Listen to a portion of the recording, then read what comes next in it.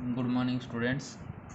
आज अपने बात करेंगे फोटो सिंथेटिक कार्बन ऑक्सीडेशन या फिर C2 साइकिल या फोटो रेस्पायरेशन या इसी का चौथा नेम है ग्लाइऑक्सिलेट मेटाबॉलिज्म साइकिल। देखो ये साइकिल जो है वो होता क्या है, ये कह रहा है कि सबसे पहले तो ये जो टर्मिनोलॉजी है वो कॉर्चकोव एक साइंटिस्ट था, उस साइंटिस्ट ने दी थी।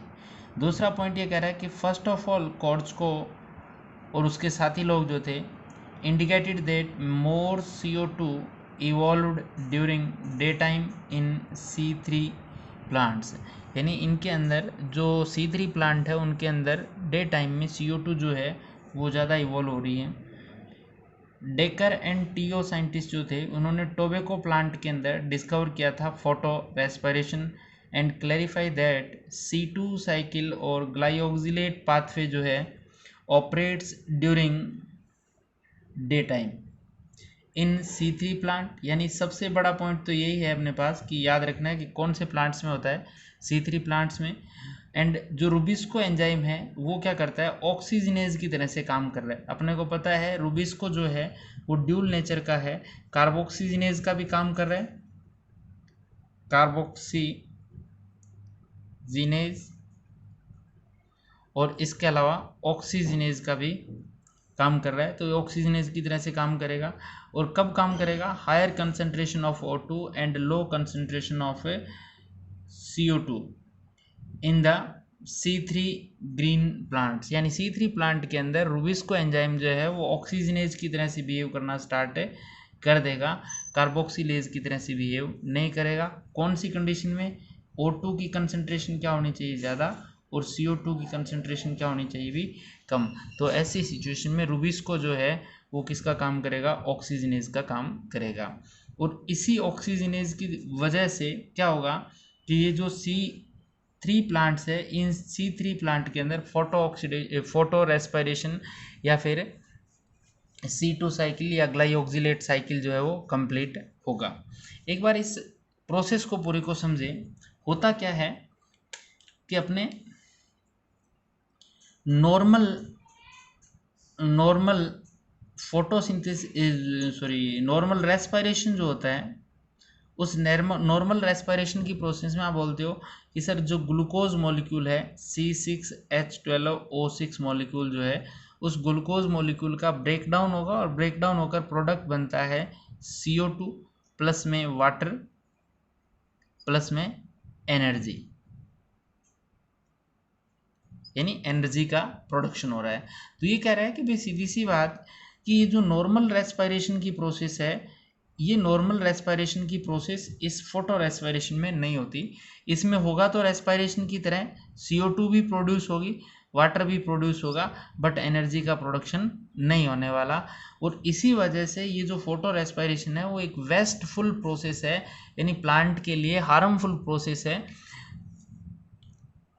या वेस्टफुल प्रोसेस जो है प्लांट के लिए। तो आगे देखें क्या लिखा है, the light dependent uptake of O2 and release of CO2 in C3 photosynthetic cell is called as photo respiration.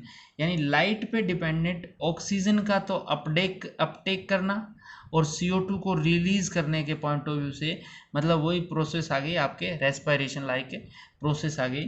Photo respiration is not linked with ATP generation, यानी in place ATP are consumed. यानी इस process में ATP generate होनी चाहिए थी but वो नहीं रही। यहाँ ATP का क्या हो रहा है भाई, लॉस हो रहा है, कंजप्शन हो रहा है एज ऑर्डिनरी डायरेक्ट रेस्पिरेशन। जैसा कि डायरेक्ट रेस्पिरेशन जो होता है, नॉर्मल रेस्पिरेशन होता है जिसमें ATP एनर्जी प्रोड्यूस होती है, वैसा इसमें नहीं होता।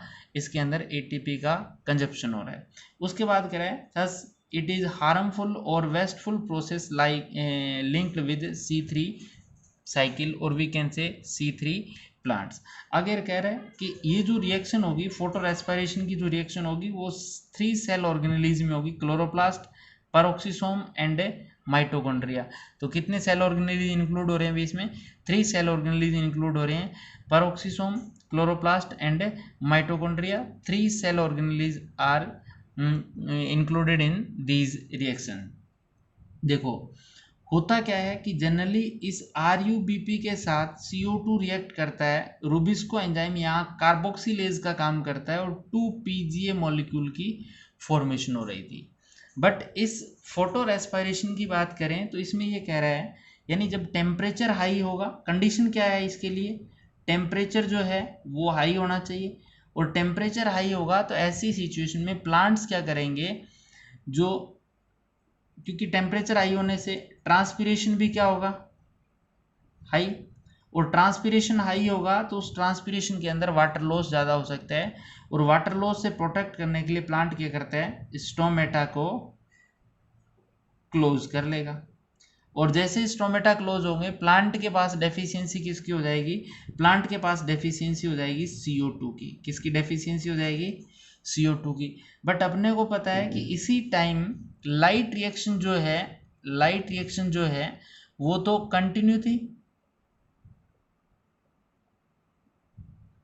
और कंटिन्यू होने की वजह से लाइट रिएक्शन के जो प्रोडक्ट है यानी O2, ATP और NADPH2, ये प्रोडक्ट तो प्रोड्यूस होंगे, यानी O2, ATP एंड NADPH2 तो प्रोड्यूस होंगे। इनमें से ये ऑक्सीजन जो है वो हाई हो गई, क्योंकि ये स्टोमेटा क्लोज होने के बाद वजह से बाहर तो रिलीज हो नहीं रही, और उधर से स्टोमेटा क्लोज होने की वजह से CO2 आ नहीं रही। तो ऐसी सिचुएशन में आप बोल सकते हो कि लो कंसंट्रेशन तो हो गई किसकी भी, CO2 की, और हाई कंसंट्रेशन हो गई किसकी भी, इस ऑक्सीजन की कंसंट्रेशन क्या होगी भाई, हाई कंसंट्रेशन होगी। तो ऐसी सिचुएशन में जो RuBP है, राइबोलोज बाइफॉस्फेट जो है, वो ऑक्सीजन की कंसंट्रेशन हाई और लो कंसंट्रेशन किसकी, CO2। अब ये RuBP जो है वो ऑक्सीजनेज, यानी RuBP ऑक्सीजनेज हो जाएगा, रूबिस्को जो है CO की तरह से बिहेव ना कर, ऑक्सीजनेज की तरह से बिहेव करेगा, हाई O2 कंसंट्रेशन और हाई टेम्परेचर, क्योंकि ये सब किसकी वजह से हुआ, हाई टेम्परेचर की वजह से। तो ऐसी सिचुएशन में वन मॉलिक्यूल तो बनेगा PGA का, 3PGA का, और वन मॉलिक्यूल बनेगा आपका फॉस्फोग्लाइकोलेट का, जो 2 कार्बन होता है। देखो इस वजह से इस साइकिल को C2 साइकिल बोलते हैं, क्योंकि इसमें फर्स्ट प्रोडक्ट जो है वो 2 कार्बन कंपाउंड ग्लाइकोलेट जो है उसकी फॉर्मेशन हो रही है, इस वजह से इसको C2 साइकिल भी बोल देते हैं। फोटोसिंथेटिक कार्बन ऑक्सीडेशन, क्योंकि इस प्रोसेस में अपने को पता है ये जो आपका RuBP है जिसके अंदर 5 कार्बन है, इस 5 कार्बन कंपाउंड का क्या हो रहा है अभी, ऑक्सीडेशन हो रहा है, इसलिए इसको बोलते हैं फोटोसिंथेटिक कार्बन ऑक्सीडेशन प्रोसेस या फोटो रेस्पिरेशन प्रोसेस, या फिर इसको बोलते हैं ग्लाइओक्सिलेट मेटाबॉलिक साइकिल। तो ये आई थिंक आप लोगों की समझ में आ गया होगा। आपको मोस्टली याद रखना है कि C3 प्लांट के अंदर ये होगा हाई टेम्परेचर की वजह से, जैसे रेट ऑफ ट्रांसपिरेशन हाई होगी, रेट ऑफ ट्रांसपिरेशन को कम करने के लिए स्टोमेटा को प्लांट क्या करेगा, क्लोज करेगा, और जैसे स्टोमेटा को क्लोज करेगा CO2 की डेफिशिएंसी हो जाएगी, और ऑक्सीजन जो है वो क्या हो जाएगी, हाई अमाउंट में हो जाएगा। इसी high amount of high concentration of oxygen and low concentration of CO2 की वजह से जो ऑलरेडी फूड बना हुआ है, जो कार्बोहाइड्रेट मॉलिक्यूल है, उसका ब्रेक डाउन होना स्टार्ट हो जाता है। इसी वजह से इसको बोलते हैं फोटो रेस्पिरेशन और फोटोसिंथेटिक कार्बन ऑक्सीडेशन प्रोसेस। अपने को दूसरा पॉइंट याद रखना है कि इसके अंदर 3 सेल ऑर्गेनेल जो है वो पार्टिसिपेट करते हैं, क्लोरोप्लास्ट, पेरोक्सिसोम एंड माइटोकॉन्ड्रिया। ठीक है, एक बार इसका स्क्रीनशॉट लें, फिर अपने आगे चल रहे हैं। हाँ भाई देखें, chloroplast, peroxisome and mitochondria 3 cell organelle include हो रहे हैं। इसमें आप लोगों से एक क्वेश्चन देखो, इसको पढ़ते हैं पहले। During photorespiration, 75% of the carbon lost by the oxygenation of rubisco is recovered, यानी फोटो रेस्पिरेशन के टाइम में जो 75% of carbon lost by the oxidation of rubisco is recovered because 2 molecules of glycine, यानी 2 कार्बन प्लस 2 कार्बन 4 कार्बन जो होते हैं, उन 4 carbon में से 1 मॉलिक्यूल जो है वो ही 1 मॉलिक्यूल सेरिन का प्रोड्यूस हो जाएगा, और 1 मॉलिक्यूल जो है वो CO2 रिलीज हो जाएगी माइटोकॉन्ड्रिया में। एक बार इस प्रोसेस को देखें, ये 75% का कॉन्सेप्ट, और आप लोगों को एक कॉन्सेप्ट आएगा 25% का भी कॉन्सेप्ट आएगा। 25% का कॉन्सेप्ट ये कैसे आया, देखें इस डायग्राम को आप देखेंगे थोड़ा सा, तो ये कह रहा है कि टू मॉलिक्यूल, सबसे पहले यहाँ देखें RUBP जो है वो हाई अमाउंट ऑफ ऑक्सीजन की वजह से रिएक्ट करके ये फॉस्फोग्लाइकोलेट और PGA की फॉर्मेशन करेगा। फॉस्फोग्लाइकोलेट जो है वो ग्लाइकोलेट में कन्वर्ट हो जाएगा 2 कार्बन, और फिर ये ग्लाइकोलेट जो है वो ग्लाइकोलेट प्लस H2O2 रिएक्ट करेंगे और ग्लाइसिन अमीनो एसिड में कन्वर्ट हो जाएगा। ये जो ग्लाइसिन अमीनो एसिड है, इस ग्लाइसिन अमीनो एसिड के 2 मॉलिक्यूल जो है, each glycine molecule have 2 carbon and 2 molecule of glycine जो है वो रिएक्ट करेंगे NAD के साथ में, और इनसे जो अमीनो ग्रुप है NH3 वो भी रिलीज हो जाएगा।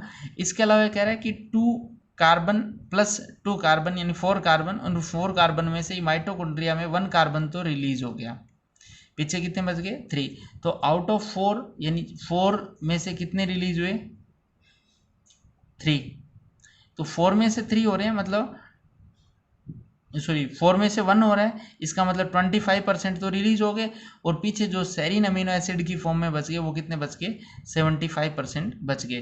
तो यही कह रहा है कि during photo respiration 75% of the carbon lost by the oxidation of rubisco is recovered, यानी ये तो वापस रिकवर्ड हो जाएंगे, बिकॉज 2 मॉलिक्यूल ऑफ ग्लाइसिन, ये देखो 2 molecule of glycine 2 carbon plus 2 carbon 4 carbon form 1 molecule of serine, यानी इनके मिलने से क्या होता है 1 मॉलिक्यूल सेरिन का, जिसमें 3 कार्बन होते हैं, यानी 75% तो रिकवर्ड हो गया। During this 1 carbon release in the form of CO2, यानी 1 कार्बन मॉलिक्यूल जो है वो CO2 की फॉर्म में क्या हो रहा है भाई रिलीज हो रहा है in mitochondria, thus 25% carbon is loss, 25% क्या हो गया अभी लॉस हो गया।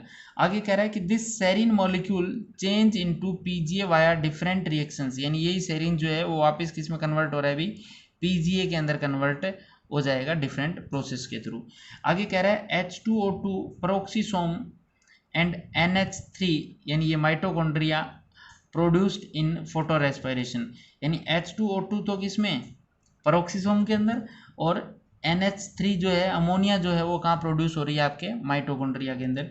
इसके अलावा कह रहा है कि ग्लाइसिन जो है पेरोक्सीसोम एंड सेरिन जो है वो mitochondria are also formed in photo respiration.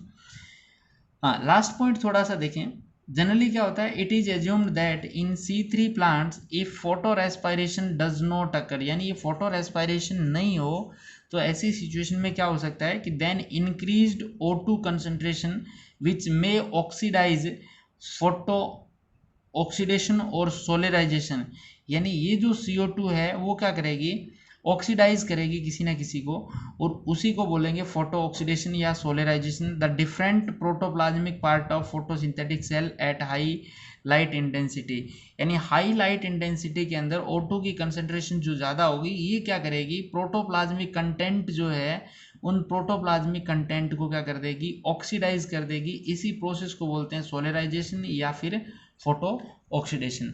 और इस प्रोसेस से बचाने का काम जो है आपका कैरोटिनोइड्स जो है, कैरोटिनोइड्स पिगमेंट जो है वो फोटो ऑक्सीडेशन से प्रोटेक्ट प्लांट फ्रॉम सोलराइजेशन, यानी प्लांट को सोलराइजेशन से प्रोटेक्ट करने का काम कौन करेगा भी आपके ये कैरोटिनोइड्स जो है वो प्रोटेक्ट करने का काम करेंगे। तो अपने फोटो रेस्पिरेशन के अंदर ज़्यादा कुछ भी डिस्कशन नहीं करना, 3 सेल ऑर्गेनेलीज के नेम याद रखने हैं। इसके अलावा अपने को जो डिस्कशन करना है वो पॉइंट डिस्कशन करना है कि high amount of oxygen and low amount of CO2 जो है उस सिचुएशन में जो C3 प्लांट है उनके अंदर फोटो रेस्पिरेशन की प्रोसेस होने वाली है। तो इसका एक बार स्क्रीनशॉट लें, उसके बाद आगे चल रहे हैं।